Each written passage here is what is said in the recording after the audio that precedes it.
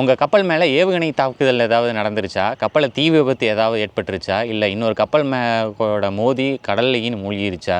ஏன் ரொம்ப மாதங்களாக வீடியோவை பதிவு செய்யலை அப்படின்னு எக்கச்சக்கமான பேர் எனக்கு மெசேஜ் பண்ணிகிட்டே இருந்தாங்க. நான் ரொம்ப சேஃபாக இருக்கேன், வீட்டுக்கும் வந்திருக்கேன். கப்பல் வேலையில் எளிமையான தருணங்களும் இருக்கும், ரொம்ப கடினமான தருணங்களும் இருக்கும். அந்த கடினமான தருணங்கள் கடந்த சில மாதங்களாகவே இருந்ததுன்னு சொல்லலாம்.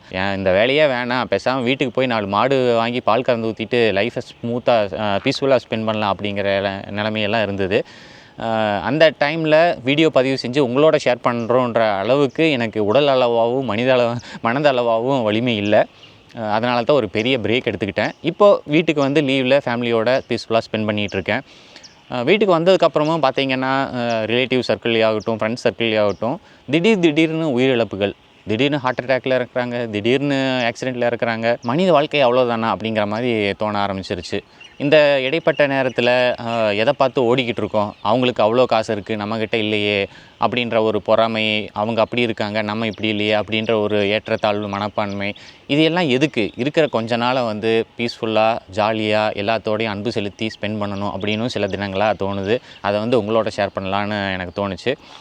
இந்த சில மாதங்கள் நான் ஃபேமிலியோட அப்படியே ஏதாவது ஒரு சுற்றுலா இடம், அப்புறம் ரொம்ப பீஸ்ஃபுல்லாக ஸ்பெண்ட் பண்ணலாம் அப்படிங்கிறத முடிவு செஞ்சுருக்கேன். அதையும் வந்து கொஞ்சம் கொஞ்சமாக உங்களோட ஷேர் பண்ணுறேன். அப்புறம் கப்பல் சம்மந்தமான படிப்புகள், வேலை வாய்ப்புகள், அதை பற்றியும் நிறைய பேர் வந்து தொடர்ந்து கேட்டுக்கிட்டே இருக்காங்க. அவங்களுக்காகவும் அடுத்தடுத்த பதிவுகள் வரும் அப்படிங்கிறதையும் இந்த வீடியோ மூலமாக தெரிவிச்சுக்கிறேன்.